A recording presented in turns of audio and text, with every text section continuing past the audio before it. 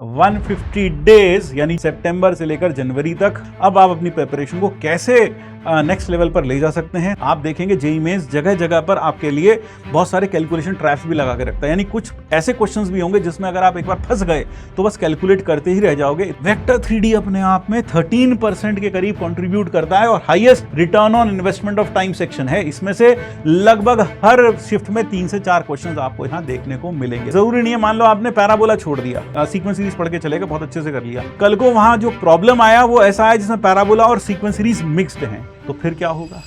Hello प्यारे बच्चों, सभी को मेरी तरफ से हमेशा की तरह जय श्री कृष्ण, राधे राधे राधे राधे टू एवरीवन, सत श्री अकाल, जय जिनेंद्र, अस्सलाम वालेकुम। तो भैया आज हम आपके सामने हाजिर हैं 150 डेज यानी जो लगभग 5 महीने के बराबर है सितंबर से लेकर जनवरी तक। हालांकि 150 डेज से थोड़ा सा शायद समय कम रह जाएगा, 2-4 दिन हो सकता है ऊपर नीचे हो जाएं या फिर 5-10 दिन ऊपर नीचे हो जाएं।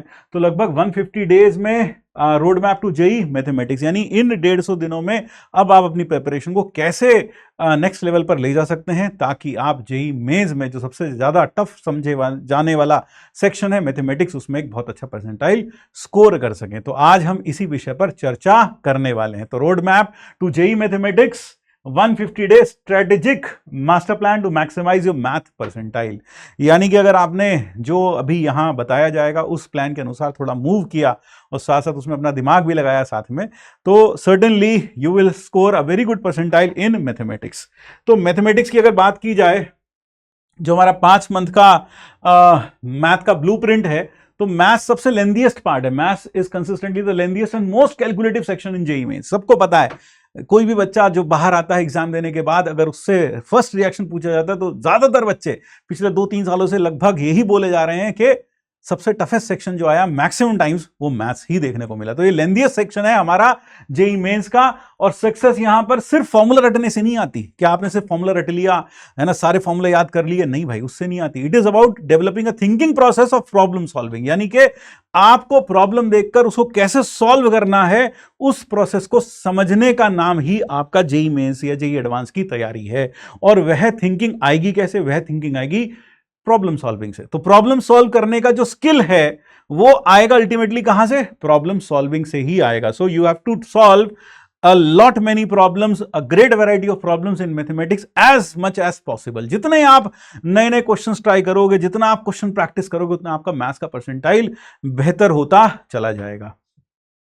तो सारे सबसे इंपॉर्टेंट बात है, सारे कॉन्सेप्ट्स आपको बहुत अच्छे समझने चाहिए। सिर्फ ऐसा नहीं, कई लोग एक बहुत बड़ा मिथ ये है कि मैथ्स में कोई थ्योरी नहीं होती। मैथ्स में थ्योरी होती है, और आईआईटी जेईई या जेईई मेंस ज्यादातर वो जो छोटे छोटे थ्योरेटिकल पॉइंट्स होते हैं उनके ऊपर भी क्वेश्चंस बना बना के पूछते हैं। तो ऐसा नहीं है कि थ्योरी नहीं होती, तो इसलिए थ्योरी भी होती है। उन कॉन्सेप्ट्स को बहुत अच्छे से, गहनता से, गहराई से समझने की जरूरत होती है। साथ साथ प्रैक्टिस करनी पड़ेगी, पीवाईक्यूज करने पड़ेंगे, अपनी कमियों को देखना पड़ेगा और सुधारना पड़ेगा, और साथ साथ कंसिस्टेंट रहना पड़ेगा। तो आइए देखते हैं, यहां पर हमने 2 फेज में आपकी तैयारी को तोड़ा है। I have broken your preparation into 2 phases. पहला फेज है 1 से लेकर 120 दिन तक का, यानी कि 150 में से लगभग 4 महीने के करीब। ऑब्वियस सी बात है, इस समय में बहुत सारे बच्चे अपने सिलेबस कंप्लीशन में लगे होंगे, सिलेबस कंप्लीट करने में लगे होंगे। तो ये 120 दिन आप अपने सिलेबस कंप्लीशन पर लगाइए। तो syllabus completion is from day 1 to day 120, और इसमें करना क्या है? पूरा सिलेबस कंप्लीट करने की कोशिश करें विद इंटेंसिव क्वेश्चन प्रैक्टिस। मैं पूरा सिलेबस क्यों कह रहा हूं? हालांकि कई लोग कहते हैं कि सर बस ऐसे चैप्टर्स कर लें जिसमें 60% क्वेश्चन आते हैं। हाँ, बिल्कुल सही है, 60% क्वेश्चंस आते हैं, कुछ चैप्टर्स ऐसे हैं, लेकिन आजकल जेईई मेंस भी जेईई एडवांस जैसे प्रॉब्लम्स देने लगा है इन एटलीस्ट मैथमेटिक्स, जहां पर वह क्या करता है कि जरूरी नहीं है, मान लो आपने पैराबोला छोड़ दिया, आप सीक्वेंस सीरीज का सवाल सीक्वेंस सीरीज पढ़ के चलेगा, बहुत अच्छे से कर लिया, कल को वहां जो प्रॉब्लम आया वो ऐसा है जिसमें पैराबोला और सीक्वेंस सीरीज मिक्स्ड हैं, तो फिर क्या होगा?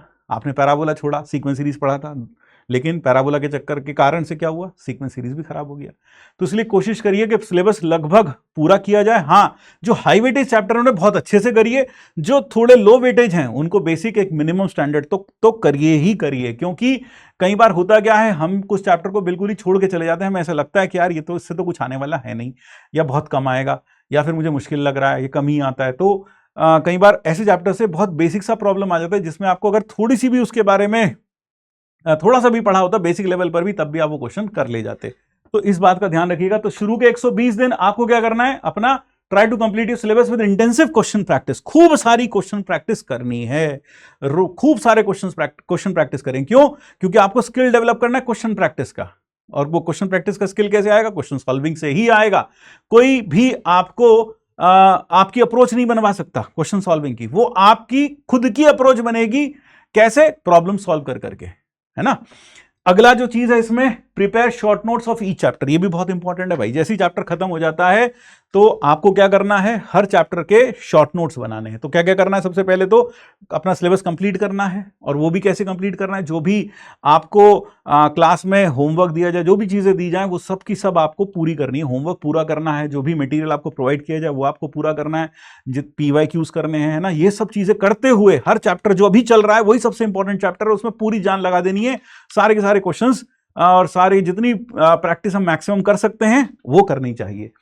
फिर साथ में शॉर्ट नोट्स बनाने चाहिए। जैसे चैप्टर खत्म हो गया उसके बाद एक शॉर्ट नोट्स बना लें, A4 साइज शीट ले लें, और उसमें 1 या 2 शीट पर आप पूरे के पूरे चैप्टर के सारे इंपॉर्टेंट पॉइंट्स, और कुछ उसमें यह भी इंक्लूड करिए कि कई क्वेश्चंस ऐसे होते हैं जहां से हमने कुछ सीखा, या फिर कई क्वेश्चंस ऐसे होते हैं जहां हमें कुछ एक नई ट्रिक समझ में आई और जहां हमने कुछ नया सीखा।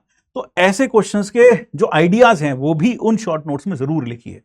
तो शॉर्ट नोट्स में क्या लिखना है? सारे फॉर्मूलाज, इंपॉर्टेंट थ्योरेटिकल पॉइंट्स, और वो सारे क्वेश्चंस जिनसे आपको कुछ सीखने को मिला, कुछ नया आपने आइडिया जाना, उन क्वेश्चंस को भी, उन क्वेश्चन से क्या सीखा वो सीख वहां पर एक छोटे से शब्दों में जरूर लिख लें। क्योंकि इससे क्या होगा, वो जो आइडियाज हैं वो डेफिनेटली आपके पास संजोए जाएंगे, आपके पास बने रहेंगे आखिरी आखिरी समय तक, जब तक आप जेईई मेंस देने नहीं जाते या जेईई एडवांस देने नहीं जाते। फिर उसके बाद revision should be done side by side. ये सबसे इंपॉर्टेंट बात है भाई, रिवीजन करना बहुत ज्यादा इंपॉर्टेंट है ना। सिर्फ सिलेबस कंप्लीशन ही इंपॉर्टेंट नहीं है, सिलेबस कंप्लीट होना चाहिए, क्वेश्चन प्रैक्टिस भी होनी चाहिए, और उसके बाद फॉर्मूला शीट भी बनानी चाहिए शॉर्ट नोट्स के फॉर्म में। फिर साथ साथ रिवीजन भी करना चाहिए। अब रिवीजन कैसे किया जाए? रिवीजन आप ये कर सकते हैं कि आप रिवीजन में रोज अपने आप का 5 से 10 मिनट, 5 से 10 क्वेश्चंस पिछले चैप्टर्स के मिक्स्ड प्रैक्टिस कर सकते हैं। 10 क्वेश्चंस करीब मिक्स्ड प्रैक्टिस कर सकते हैं, है ना। जैसे मान लो आपने अभी तक बेसिक मैथ्स पढ़ लिया, आपने परम्यूटेशन कॉम्बिनेशन पढ़ लिया, बाइनोमियल थ्योरम पढ़ लिया, मान लो आपने कोऑर्डिनेट ज्योमेट्री पढ़ ली, तो आप क्या करो, रोज 5-10 क्वेश्चंस या 2-3 क्वेश्चंस कम से कम रोज पिछले चैप्टर्स के लगाते रहो। या फिर वीकली आप 20 से 25 सवाल का एक कोई पेपर आपके पास हो, है ना, 20 से 25 सवाल उन क्वेश्चंस के ऊपर बेस्ड, उस चैप्टर्स के ऊपर बेस्ड जो आपने अभी तक कंप्लीट कर लिए हैं, उस तरह के जो पेपर होगा या फिर उस तरह का जो क्वेश्चंस होंगे वह डेफिनेटली आपको बहुत मदद करेंगे रिवीजन करने में। तो मैथ्स में आपको थ्योरी तो रिवाइज करनी ही करनी है उन शॉर्ट नोट से, साथ साथ क्वेश्चन प्रैक्टिस भी करनी है पिछले चैप्टर्स की। और वो आप कैसे कर सकते हैं? आप या तो उसे डेली कर लें या फिर वीकली कर लें। वीक में कम से कम 25-30 सवाल तो जरूर सॉल्व करने चाहिए, है ना। कहीं ना कहीं आपको क्लास में कुछ मटेरियल मिलता होगा रिवीजन करने के लिए, in the form of some revision sheets और समथिंग लाइक दैट, कुछ भी मिलता होगा तो वो जरूर करें, ताकि पिछले के चैप्टर्स भी बने रहने चाहिए आपके दिमाग में। असली में ज्यादातर बच्चों के साथ क्या होता है, आगे आगे पाठ पीछे सपाट। तो कहने का मतलब है वो आगे आगे तो बढ़ते जाते हैं लेकिन पिछले वाला सब भूलते चले जाते हैं, और वही हमारी नाकामयाबी का सबसे बड़ा कारण बनता है। तो सिर्फ सिलेबस कंप्लीट नहीं करना है, सिर्फ फॉर्मूला शीट या फिर आपने कुछ शॉर्ट प्रैक्टिस शॉर्ट नोट्स या शॉर्ट नोट्स नहीं बनाने हैं। हमें साथ साथ क्या करना है, हमें साथ साथ रिवीजन का भी ख्याल रखना है। और रिवीजन कैसे होगा? उन शॉर्ट नोट्स से तो थ्योरी रिवाइज कर सकते हैं, ठीक है, और साथ साथ कुछ क्वेश्चन प्रैक्टिस के लिए मिक्स्ड क्वेश्चंस जरूर करने चाहिए, ठीक है ना। मिक्स क्वेश्चन जितने आप करोगे उतना आपका पिछले चैप्टर्स रिवाइज होते जाएंगे। अच्छा, एक चीज और देखिए, बहुत सारे बच्चे क्या करते हैं, जब पिछले चैप्टर्स के क्वेश्चंस रिवाइज करते हैं या फिर कोई टीचर उनको कुछ भी ऐसा क्लास में असाइनमेंट देता है या फिर कुछ भी आपको क्वेश्चंस प्रोवाइड किए जाते हैं, तो उनमें बहुत सारे क्वेश्चन हमसे नहीं बनते पिछले वाले, और फिर हमें टेंशन हो जाती है और फिर हम छोड़ देते हैं वो करना। ऐसा कभी नहीं करना चाहिए। मान लो आपके पिछले चैप्टर्स के कुछ आपने 10 क्वेश्चन ट्राई किए, 10 में से आपसे 3 ही बने, 7 नहीं बन रहे, तो 7 जो आपसे नहीं बन रहे इसका मतलब क्या है? रिवीजन की कमी है, आपको थ्योरेटिकल पॉइंट्स ही याद नहीं है। तो आप बैठकर अभी अपनी जो शॉर्ट नोट्स बनाए हैं आपने उनको पढ़िए, क्लास जो आपके इलस्ट्रेशन एक बार थोड़ा सा उनको देख लीजिए, उन्हें रीड कर लीजिए, है ना। और समय पाकर जितना आप जो चैप्टर्स का वीक पॉइंट है, जहां आपको दिख रहा है कि यार मुझसे इस तरह के क्वेश्चंस नहीं बन रहे, वो उन क्वेश्चंस की प्रैक्टिस कर लीजिए और आगे बढ़ जाइए। कहने का मतलब है अगर आपसे क्वेश्चंस नहीं बने, उसमें 10 में से 3 ही बने, 5 ही बने, या फिर 6 बने, 4 नहीं बने, तो टेंशन नहीं लेना है। आपको उनसे सीखना है कि ऐसा कौन सा पार्ट है जो आपको अभी याद नहीं आ रहा, तो उसके कंसर्न थ्योरी, उसके कंसर्न प्रॉब्लम्स को एक बार दोबारा से देख लीजिए और फिर आगे बढ़ जाइए। वहां बैठकर रोते रहने से या फिर अपने मन को छोटा करने से कि मैं पिछले का भी भूल चुका हूं और घबराने से कुछ नहीं होने वाला। आप सही बताऊं तो हमें ऐसा लगता है कि हम भूल गए हैं, लेकिन ऐसा असल में होता नहीं। हम पूरी तरीके से चीजों को नहीं भूलते। हाँ, यह जरूर है कि अगर हम उसको थोड़ा सा रिवाइज कर लेंगे तो रिकॉल करने में बहुत ज्यादा आसानी होगी। तो पहली बार जब कोई टॉपिक पढ़ते हैं तो उसे पढ़ने में मान लो आपको लगे 5 घंटे, लेकिन जब आप उसे रिवीजन करेंगे तो हो सकता है आपको उसे करने में सिर्फ 2 ही घंटे लगे, और फिर जब तीसरी बार रिवीजन करोगे तो हो सकता है उसमें सिर्फ 45 मिनट्स ही लगे।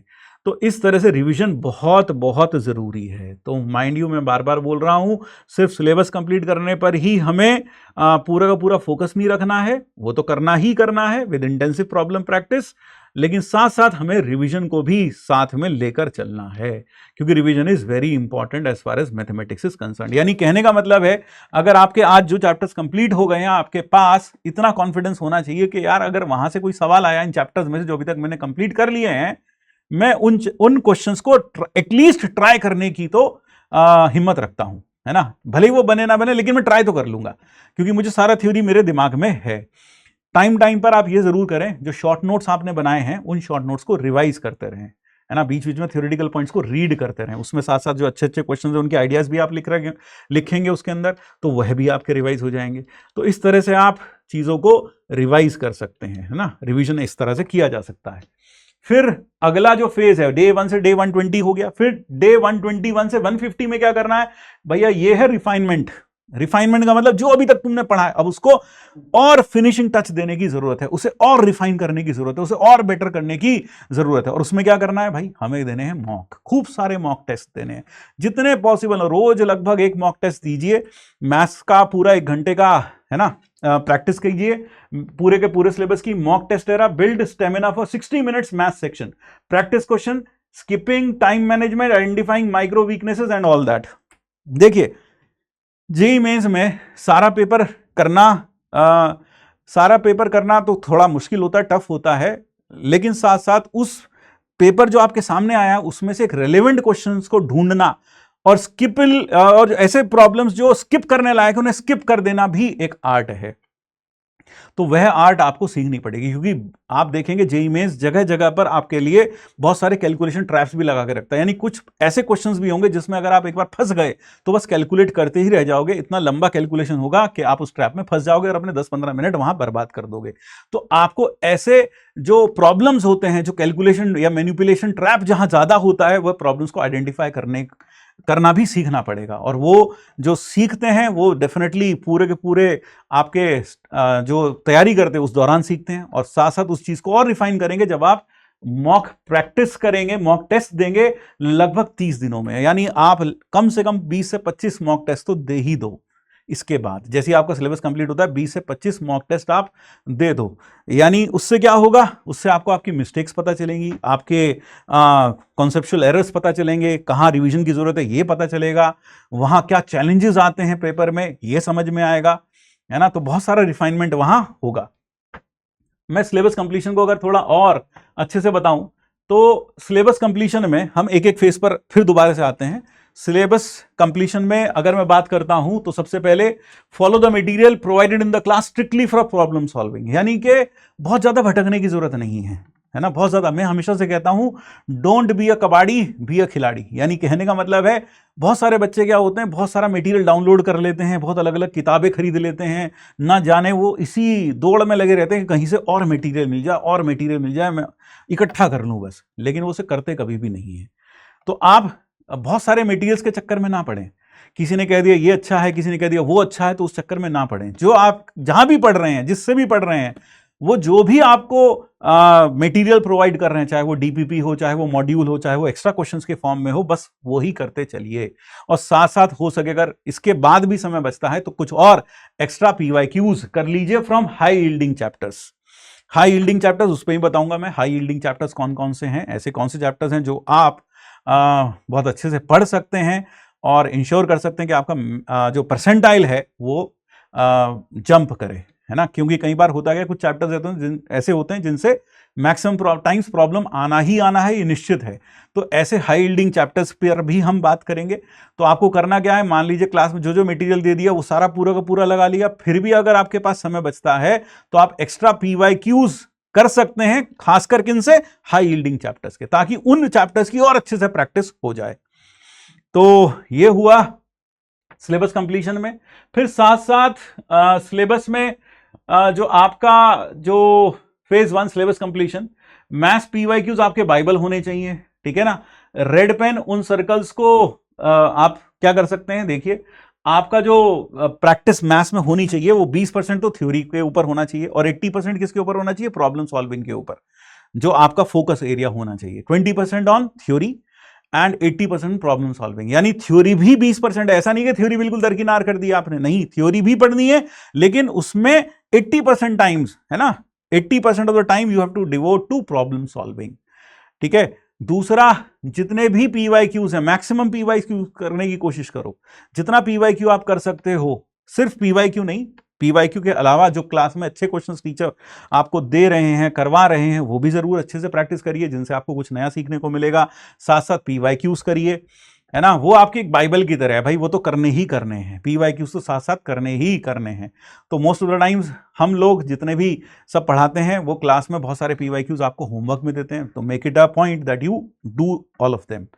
फिर साथ साथ जो मार्किंग स्कीम है, यानी कुछ क्वेश्चन आपको अच्छा लगा, कुछ क्वेश्चन आपको बढ़िया लगा किसी चैप्टर में, तो आपने उसको रेड पेन से मार्क कर लिया या फिर आपने लिख लिया, ताकि जब आप शॉर्ट नोट्स बनाएं तो इस क्वेश्चन को वहां नोट डाउन कर सकें, इसके आइडिया को वहां लिख सकें। तो ये जरूर करें। टाइम बाउंड मैनर में प्रैक्टिस बहुत इंपॉर्टेंट है भाई, बहुत इंपॉर्टेंट है टाइम बाउंड मैनर प्रैक्टिस।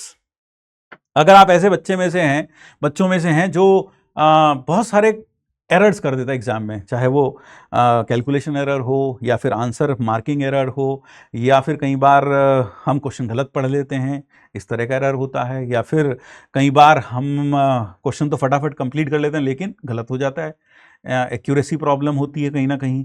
तो ये सारी की सारी, या फिर स्पीड प्रॉब्लम होती है, हमें समय बहुत लगता है, तो ये सारी की सारी कमियां आप दूर कर सकते हैं टाइम बाउंड मैनर प्रैक्टिस से। आप रोज 5 से 8 सवाल रोज करने की कोशिश करें 20 मिनट के अंदर, है ना। एंड आई थिंक इसके लिए सबसे बेस्ट जो आपके लिए रहेगा, जो आपकी DPPs आपको मिलती हैं, आप उन DPPs को टाइम बाउंड मैनर प्रैक्टिस में कर सकते हैं। यानी कि आप ये सोच सकते हैं कि भाई इसको मैं क्विज फॉर्मेट में DPP को सॉल्व करूंगा और ये पूरी की पूरी DPP मुझे 10 से 15 मिनट या 20 मिनट के अंदर अंदर करनी है। यानी आपको कोशिश करनी है 5 सवाल 20 मिनट, यानी ऑन एन एवरेज 4 मिनट पर क्वेश्चन आपको लगना चाहिए। हो सकता है शुरुआत में आपको थोड़ा समय ज्यादा लगे, लेकिन ग्रेजुअली अगर आप ये प्रैक्टिस रोज करेंगे तो आपको जो समय लगेगा वो घटता चला जाएगा and you will achieve the perfect timing. कई सारे बच्चे यह भी कहते हैं कि सर जेईई मेंस में क्या जो प्रॉब्लम्स है इसे हम 4 मिनट में कैसे करते, वहाँ तो हो ही नहीं पाता, इतना लेंदी प्रॉब्लम है। तो सबसे पहली चीज़ आपको वही तो सीखना है कि how to develop the knack of leaving such problems. या फिर दूसरी चीज़ आपको यह भी एहसास होना चाहिए कि कई क्वेश्चन में कम समय लगेगा, कई क्वेश्चन में ज़्यादा समय लगेगा, तो बैलेंस आउट होकर ऑन एन एवरेज 4 मिनट पर क्वेश्चन के करीब लगना चाहिए आपको, इससे ज़्यादा नहीं लगना चाहिए, बल्कि उससे कम ही लगना चाहिए कहना चाहिए, है ना। फिर उसके बाद part test begin weekly math only test algebra calculus to keep order concepts fresh. Weekly जो मैं बात कर रहा था आपको कि आपको कोई रिवीजन शीट मिली या फिर आपको कोई ऐसे क्वेश्चंस मिले जहां पर आपके पास पिछले चैप्टर्स का मिक्स्ड प्रॉब्लम्स रिवाइज करने का एक मौका मिल रहा है, तो उस मौके को कभी भी चूकना नहीं चाहिए। आपको वीकली ऐसे टेस्ट या फिर ऐसे क्वेश्चंस जरूर प्रैक्टिस करने चाहिए पिछले चैप्टर्स के, ताकि पिछले चैप्टर्स आपके दिमाग में फ्रेश बने रहें। बहुत इंपॉर्टेंट है, खास यही क्या है, यही तो रिवीजन है जिसे हम रिवीजन कहते हैं, ठीक है। फिर रिफाइनमेंट में क्या करना है, रिफाइनमेंट में final 30 days dedicated to building strong stamina. आपको मैथ्स में स्ट्रॉन्ग स्टेमिना बनाना है। Attempting 30 timed mock sections train your brain for peak when fatigued. असल में क्या है, जब फटीग आता है आपका दिमाग, आपको लगता हो कई बार काम नहीं कर रहा, बहुत ऐसा लग रहा है थक गए हैं, क्योंकि हो सकता है मैथ्स आप शुरू में करो या बीच में करो या बाद में करो, हर किसी की अपनी लाइकिंग होती है। मान लो मैं मैथ्स लास्ट में कर रहा हूं तो क्या होगा, तब तक आते आते आपका दिमाग एक परफॉर्मेंस लेवल पर नीचे आ गया होगा, फटीग आ गया होगा थोड़ा थोड़ा दिमाग में, तो उस फटीग के साथ भी आप वहां परफॉर्म कर पाओ, ये आपको सीखना है। और ये कैसे सीखोगे? यही लास्ट के रिफाइनमेंट में, that is where you have to refine yourself, you have to become better, you have to attempt mock test daily इन बचे हुए 30 दिनों में। तो कम से कम 25 प्लस मॉक टेस्ट आपको देने चाहिए। ज्यादा अच्छा होगा फुल सिलेबस का दें, एक 3 आवर्स की सीटिंग दें। मैथ्स का, अगर किसी का मैथ्स बहुत सारा ज़्यादा वीक है तो भैया तुम तो कोशिश करो कि रोज़ मैथ्स के सेक्शन का एक टेस्ट फालतू और दो। तो जितना आप इसमें अपने आप को रगड़ डालोगे, जितने आप मॉक्स डे डालोगे, आपको समझ में आ जाएगा किस तरह के चैलेंजेस आपके साथ आ रहे हैं, कहाँ रिवीजन में दिक्कत आ रही है, कहाँ पर मुझे फॉर्मूला याद नहीं आ रहे, कहाँ पर मुझे रिवीजन करने की ज़रूरत है, कहाँ पर मैं किस टाइप के प्रॉब्लम्स में ज़्यादा फंस रहा हूँ, कहाँ मेरे से कैलकुलेशन एरर्स हो रहे हैं। तो ये सब चीज़ें आपको मॉक में दिखाई दे जाएंगी और आपको उनको रिफाइन करके फिर आगे बढ़ो जेईई मेंस का एग्जाम देने के लिए, and you will definitely crack it with flying colours. तो ये जरूर याद रखें। फिर अगली चीज, यहां पर मैथ में आप देखें जो एलजेब्रा है वो लगभग 35% ऑफ द सिलेबस है, यानी कि जो एलजेब्रा वाला पार्ट है वो 35% कंट्रीब्यूट करता है पूरे के पूरे जेईई मेंस के पेपर में, लगभग 35%। यानी उसमें क्या आ गया? प्रोबेबिलिटी आ गई, स्टैटिस्टिक्स आ गई, सीक्वेंस सीरीज आ गई, मैट्रिसेस आ गई, बाइनोमियल थ्योरम आ गई, बहुत सारे चैप्टर जो भी हैं वो सब के सब लगभग 35% कंट्रीब्यूट करता है। यानी ये 11th क्लास का प्रॉब्लम टॉपिक्स हैं, ज्यादातर कौन से टॉपिक्स हैं? 11th क्लास वाले टॉपिक्स हैं ये, ठीक है। फिर उसके बाद कैलकुलस कंट्रीब्यूट्स टू 32%, लगभग 32% of the calculus has a weightage of around 32%, यानी कि डिफरेंशियल कैलकुलस, इंटीग्रल कैलकुलस पूरा का पूरा लगभग मिलकर 32%, यानी 1/3 ऑफ द पेपर लगभग ये कंट्रीब्यूट कर रहा है भाई, 1/3 और 1/3 ये है। फिर अगला वेक्टर 3D, वेक्टर 3D अपने आप में 13% के करीब कंट्रीब्यूट करता है और highest return on investment of time section है। इसमें से लगभग हर शिफ्ट में 3 से 4 क्वेश्चंस आपको यहां देखने को मिलेंगे। तो वेक्टर 3D बहुत ही इंपॉर्टेंट चैप्टर अपने आप में। एक चैप्टर वेक्टर एंड 3D मिलाकर 13% ऑफ द सिलेबस कंट्रीब्यूट कर रहा है, जहां पर एल्जेब्रा, पूरा का पूरा एल्जेब्रा, जिसमें आपकी sequence series, quadratic, probability, statistics, binomial theorem, PNC, ये सब मिला के 35% है और पूरा कैलकुलस मिला के 33% है। वहीं यह अकेला चैप्टर 13% कंट्रीब्यूशन देता है आपके पूरे पेपर में, और इसमें हर पेपर में लगभग 3 से 4 क्वेश्चंस देखने को लगभग मिल जाएंगे, है ना। किसी में कम ज्यादा हो सकते हैं, नो डाउट। फिर कोऑर्डिनेट ज्योमेट्री, यह भी 14%, अभी ट्रेंड में बहुत ज्यादा चेंज हुआ है पिछले 1-2 साल में, 2025-2026 में। अभी तक कोऑर्डिनेट ज्योमेट्री बहुत ज्यादा जेईई मेंस में नहीं पूछी जाती थी, खासकर कोनिक सेक्शंस में कम पूछा जाता था, लेकिन 2026 में coordinate geometry had a very big role to play in 2026 papers. उसमें बहुत अच्छा लेवल पर बहुत अच्छे क्वेश्चंस पूछे गए हैं। अब कोऑर्डिनेट ज्योमेट्री में सबसे ज्यादा बच्चों को डर लगता है कोनिक सेक्शंस में, खासकर पैराबोला, एलिप्स, हाइपरबोला में। और उसमें भी अच्छी बात यह है कि जेईई मेंस ने क्या कर दिया है, टेंजेंट, नॉर्मल और जो बाकी सब चीजें हैं, cord with given mid point या फिर वो सब चीजें अब सिलेबस से बाहर कर दी हैं। यानी आपको बस basic terminology of parabola, ellipse, hyperbola, उनकी एसेंट्रिसिटी, लेटस रेक्टम, डायरेक्ट्रिक्स, ये सब पता होना चाहिए। साथ साथ कॉर्ड्स की इक्वेशन वगैरह पता होना चाहिए। अगर आपको इतना पता है then you are more than enough, that is more than enough for conic sections for JEE mains. क्योंकि जेईई मेंस ने उस लक्ष्मण रेखा को लांघा भी नहीं है, 2026 में तो नहीं लांघा, 2025 में भी शायद उस लक्ष्मण रेखा को लांघा नहीं है। यानी जहां उसने बोला कि भाई इतना ही है, टेंजेंट वगैरह, नॉर्मल वगैरह सिलेबस में हम हटा रहे हैं, तो उसने उस चीज को ओबे किया है। पास्ट 2 साल का रिकॉर्ड तो यही कहता है। तो इसलिए कोनिक सेक्शन से कोई डरने की जरूरत नहीं है, अच्छा चैप्टर है, पढ़िए, जरूर पढ़िए। कोऑर्डिनेट ज्योमेट्री पढ़िए, सर्कल स्ट्रेट लाइन बहुत बहुत इंपॉर्टेंट है, ज्यादा प्रॉब्लम्स वहां से भी पूछे जाते हैं, वो भी अच्छे से पढ़िए। और यह चैप्टर पूरा, हालांकि coordinate geometry it is all together 5 और 6 चैप्टर्स, तो ये पूरा का पूरा कंट्रीब्यूट करता है 14% of the syllabus, 14% of your paper, I mean to say 14%। तो आप समझ सकते हैं वेक्टर 3D कहाँ स्टैंड कर रहा है, वो अलग ही लीग है भाई, 13%। ये पूरा कोऑर्डिनेट ज्योमेट्री 14%। अब कुछ इसके ऊपर यहां पर मैं आपको चैप्टर वाइज वेटेज पूरी की पूरी थोड़ा दिखा देता हूं। मैट्रिक्स डिटरमिनेंट अगर आप देखेंगे 7% वेटेज है, यानी कि पर shift chapter wise weightage in JEE में। ये 2026-25 के हिसाब से कुछ डेटा लगाया है हमने। तो यहां पर 7% के करीब matrix determinant, probability and statistics 15%, आप देखें ना 15%, probability on statistics, statistics and probability 15%। फिर परम्यूटेशन कॉम्बिनेशन जिससे सबसे ज्यादा डर लगता है 3% है ना, एक आधा क्वेश्चन आ जाता है। वेक्टर 3D लगभग 10% based on 10 past 2 years. Coordinate geometry 14% आप देख सकते हैं लगभग। इंटीग्रल कैलकुलस 13%, डिफरेंशियल कैलकुलस 18%, मिलाओगे तो लगभग 32 या 31% करीब बैठेगा। Trigonometry 6%, sequence series 6%, set and relation, यानी सबसे इंपॉर्टेंट कौन सा हो गया, ये वेक्टर 3D, कोऑर्डिनेट ज्योमेट्री, और यह है मिलाकर अगर आपने यह लगा डाला अच्छे से तो आप देखो अच्छा परसेंटाइल लाने से आपको कोई नहीं रोक सकता। नहीं, फिर आप चाहें यहां मैट्रिक्स डिटर्मिनेंट ये कर रहे हैं, ठीक है।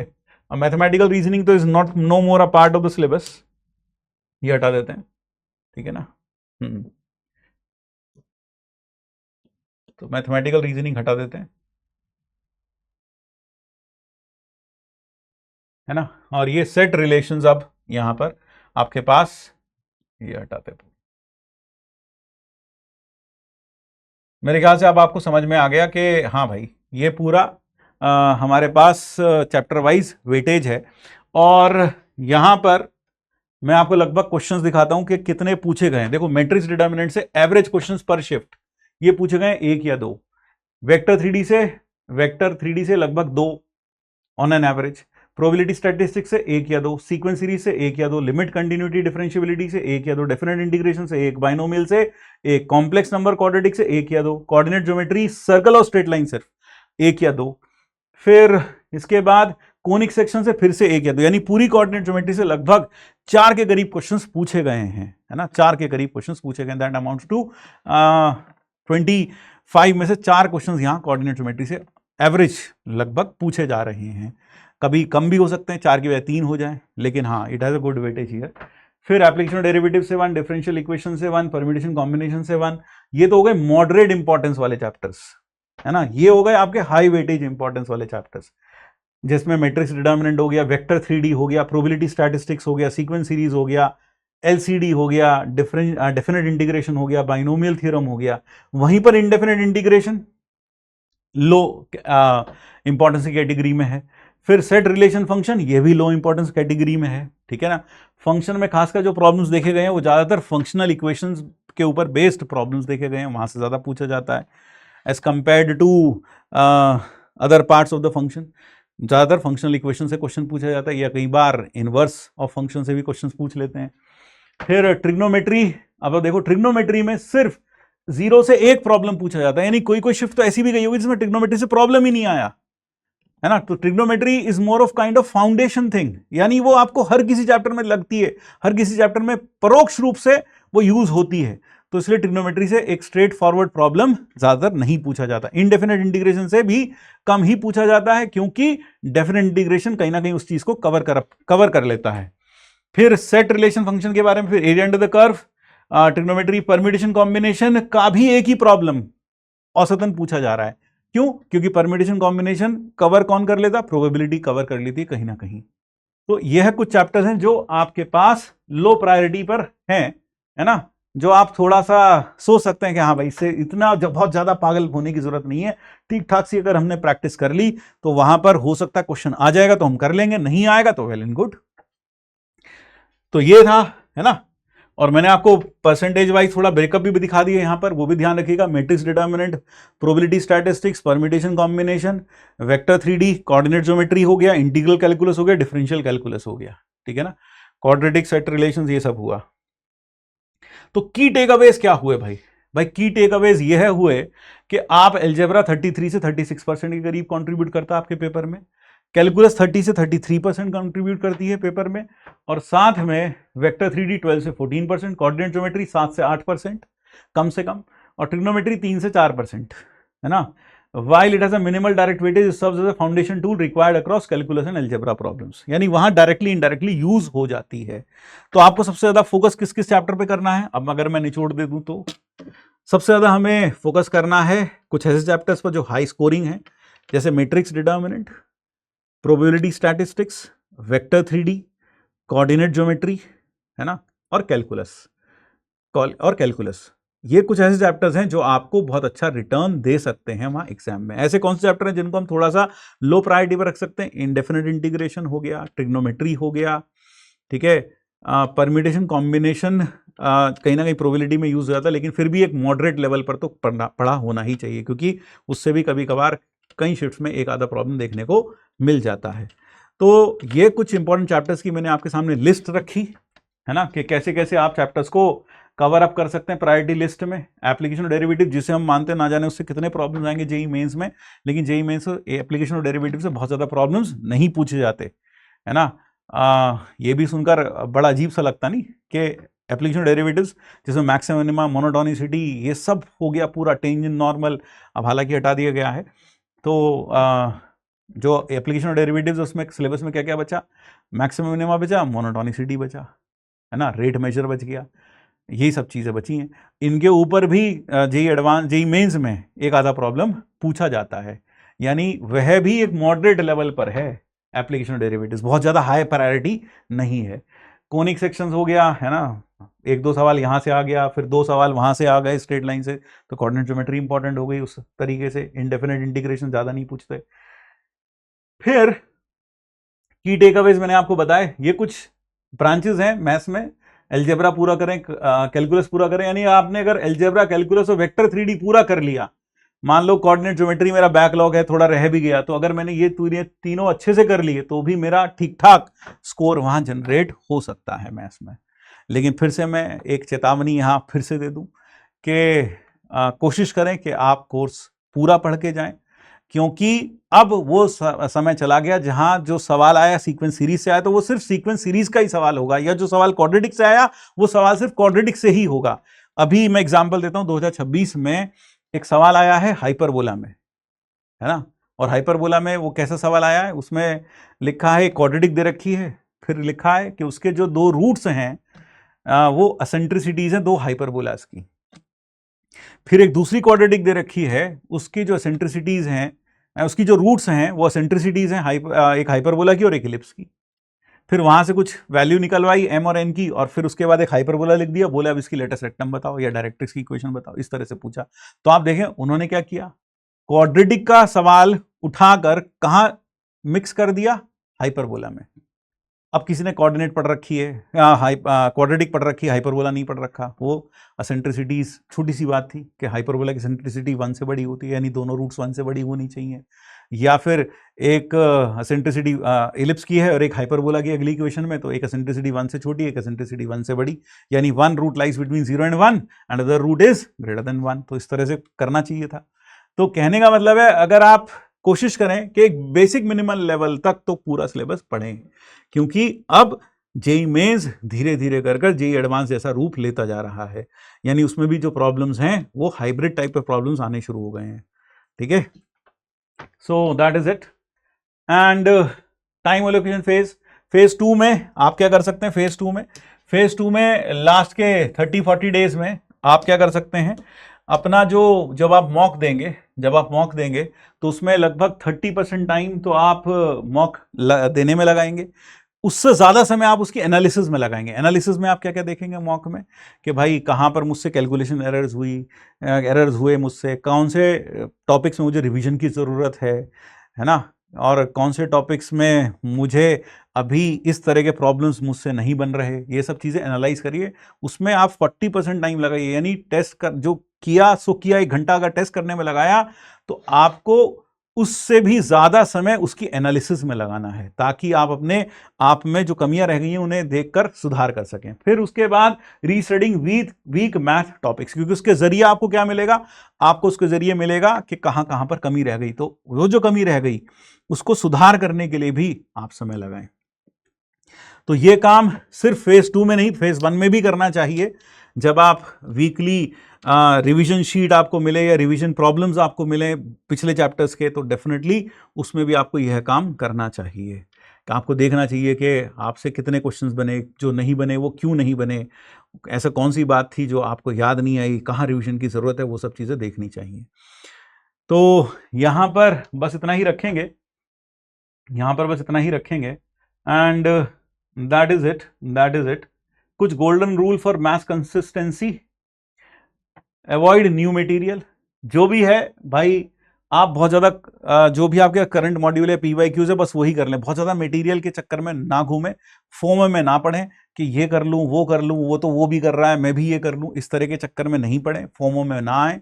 जो आपको क्लास में प्रोवाइड किया जा रहा है, जो टीचर्स आपको बोल रहे हैं, जो भी वो कह रहे हैं उसे ओबे करते हुए चलें और ज़्यादा मटेरियल के चक्कर में ना पड़ें। ठीक है, maintain a math error log book, आपसे मैथ्स में जहां जहां एरर्स हो रहे हैं, एक पैटर्न ऑफ मिस्टेक्स बनती है, हर बार आप देखते हैं आपने टेस्ट दिया, कई बार आपसे कैलकुलेशंस में एक पैटर्न हो रहा है, मैं कहीं ना कहीं जैसे कुछ ना कुछ कोई कैलकुलेशन एरर है, मैंने 2+3 को 6 लिख दिया, इस तरह का कोई एरर है तो वो नोट डाउन कर लें आपकी एरर्स क्या क्या हैं, या फिर कहीं जगह फॉर्मूला गलत लगा दिया तो वो एरर्स को ज़रूर आप नोट डाउन करें और उस एरर बुक को रिव्यू करते रहें थोड़े थोड़े समय के बाद, ताकि आपको समझ में आता रहे कि जो मेरे एरर थे वो आपके जहन में बने रहें, ताकि जब आप नेक्स्ट टाइम एग्जाम दें तो आपको पता हो कि आप इस तरह के एरर्स ज्यादा करते हो तो वो एरर्स आप दोबारा से ना करो।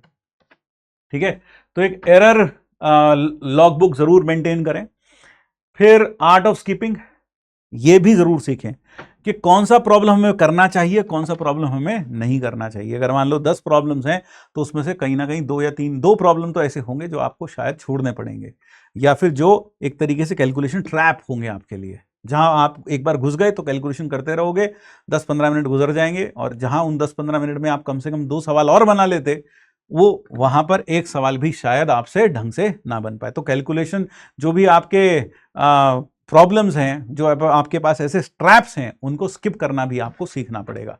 फिर consistency is greater than intensity, ये बहुत इंपॉर्टेंट बात है। Practising 30 maths problems daily for 150 is infinitely better than doing 200 questions once a week, keep the momentum. यानी कहने का मतलब है अगर आप 30 क्वेश्चंस, मतलब आप कहने का मतलब कुल मिला के ये है कि कंसिस्टेंट वे में चलते रहें। ऐसा नहीं है कि 2 दिन पढ़ाई की फिर 3 दिन आराम किया, 2 दिन हम पढ़े 16-16 घंटे, 17-17 घंटे, और फिर 2 दिन फिर हमने आराम किया। उससे बेटर है कि आप रोज 10 घंटे ही पढ़ लें, लेकिन लंबे समय तक अपना ये डिसिप्लिन वे में चलते रहें, तो दैट इज मच बेटर। तो consistency is much more important than intensity, यानी इंटेंसिटी से ज्यादा इंपॉर्टेंट है कंसिस्टेंसी मेंटेन रखना। एक सेट टाइम टेबल के अनुसार चलना, एक दिनचर्या बन जाती है हर किसी की, आपकी भी बन गई होगी कि इतने बजे उठना, इतने बजे क्लासेस होती हैं, इतने बजे क्लास खत्म होगी, इसके बाद ये करता हूँ, इसके बाद। अब तो 3-4 महीने के बाद जब से आप तैयारी कर रहे हैं जेई मेंस जेई एडवांस के अटेम्प्ट के बाद, तो डेफिनेटली आप सबकी एक दिनचर्या बन चुकी होगी। तो उसी दिनचर्या पर चलते रहिए, उसमें बहुत ज़्यादा डेविएट मत करिए, कंसिस्टेंट रहने की कोशिश करिए। तो बस यही है, यही कहना था। तो success in JEE mains is not about being an innate genius, it is about recognising patterns and managing calculations and being obsessively consistent for 150 days. यानी कंसिस्टेंट रहना ही is the key to success.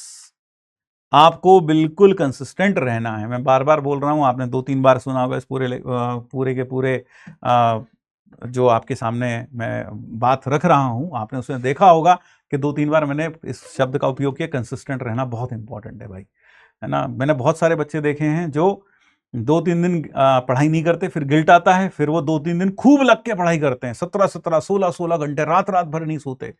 ऐसा 3 दिन तक रहता, फिर वो थक जाते हैं, फिर वो वापस उसी हाइबरनेशन फेज में चले जाते हैं। तो ये बिल्कुल अगर आपके अंदर ये हैबिट है तो इस हैबिट को उतार फेंकिए। लास्ट में मैं जाते जाते ऐसे बच्चों से भी बात करना चाहूंगा जो कि जिनका बैकलॉग है, ऐसे बच्चों का, क्योंकि ऐसे बहुत सारे बच्चों में जिनका कुछ बैकलॉग होगा, तो मैं आपसे यही कहूंगा कोशिश करिए अपने बैकलॉग को ग्रेजुअली कवर करने की, और खासकर जो हाई यील्डिंग चैप्टर्स हैं अगर उनमें बैकलॉग है, सबसे पहले तो उन्हें कवर करिए, है ना। और कोशिश करिए कि सारा बैकलॉग आप कवर करें, और वो बैकलॉग थोड़ा जल्दी कवर कर लें। कैसे? अगर आपके पास वन शॉट देखने का भी एक ऑप्शन है, आपके पास क्लास नोट्स के PDF के थ्रू पढ़ाई कर सकते हैं, उसके थ्रू अपना बैकलॉग कवर कर सकते हैं, rather than watching the entire lectures. One shots देखे जा सकते हैं, PDFs का यूज़ किया जा सकता है, इस तरह से करके अपना बैकलॉग कवर कर लेना चाहिए, ठीक है। और अगर असीमित बैकलॉग है तो इसका मतलब तो फिर आपने बहुत बड़ी गलती की है, असीमित बैकलॉग तो तभी क्रिएट होता है जब आपने बीच में कहीं ना कहीं अपने पाथ से बिल्कुल भटक गए हों। तो कोशिश करिएगा अपने पाथ पर चलते रहें और बहुत ज़्यादा बैकलॉग ना बनने दें। बैकलॉग एक ऐसा हो, मैनेजेबल हो और डूएबल हो, ऐसा ज़रूर कोशिश करिए। बैकलॉग सबका बनता है, ऐसा नहीं है कि सबका नहीं बनता, सबका बैकलॉग बनता है, लेकिन ज़रूरत है उस बैकलॉग के साथ लड़ने की, उसे ख़त्म करने की, जो कि आप ग्रेजुअली कर सकते हैं एक प्लान्ड स्ट्रैटेजी के अनुसार। जैसा कि मैंने बताया, पीडीएफ्स का यूज़ करके या फिर वन शॉट्स का यूज़ करके आप अपने बैकलॉग को कवर कर सकते हैं। This would be a better way of completing your backlogs. बल्कि ज़्यादा अच्छा रहेगा, क्योंकि कई बार वन शॉट्स होते हैं, आप 1-2 साल पहले वाले वन शॉट्स देखते हैं, तो आप वहाँ से वो कर सकते हैं, या फिर आप ये भी कर सकते हैं कि जो आपके करंट टॉपिक, जो करंट क्लासेस में या किस बैच में जिसमें भी आप एनरोल्ड हैं या जिस भी इंस्टीट्यूट में आप एनरोल्ड हैं, वहाँ पर जो भी आपको क्लास नोट्स हैं उनके ज़रिए अपने बैकलॉग को कवर कर सकते हो। Read the PDFs, try to understand the theory. जहाँ समझना है वहाँ लेक्चर प्ले करके देखें, वहाँ देखें कि ऐसा कौन सा पार्ट है जो मेरी समझ में नहीं आ रहा, क्या इसमें बोला गया है, क्या बताया गया है, वो सब करके देखिए। तो बैकलॉग ज़रूर करके देखिएगा, क्योंकि सबसे बड़ा जो रोग होता है ऑनलाइन में वो है बैकलॉग। बैकलॉग के कारण ही दिक्कतें ज़्यादा आती हैं, बैकलॉग के कारण ही हमें घबराहट होती है, हमें चिंता होती है कि कैसे होगा। लेकिन घबराने की ज़रूरत नहीं है, ज़रूरत है हिम्मत दिखाने की और अपने बैकलॉग को ग्रेजुअली कवर करने की। सो बस इतना ही है इस छोटे से वीडियो में, मैंने यही बताया आपको। तो मिलते हैं अगली क्लास में, अगले इसी तरह के किसी ना किसी वीडियो में फिर दोबारा से। जय श्री कृष्ण, राधे राधे।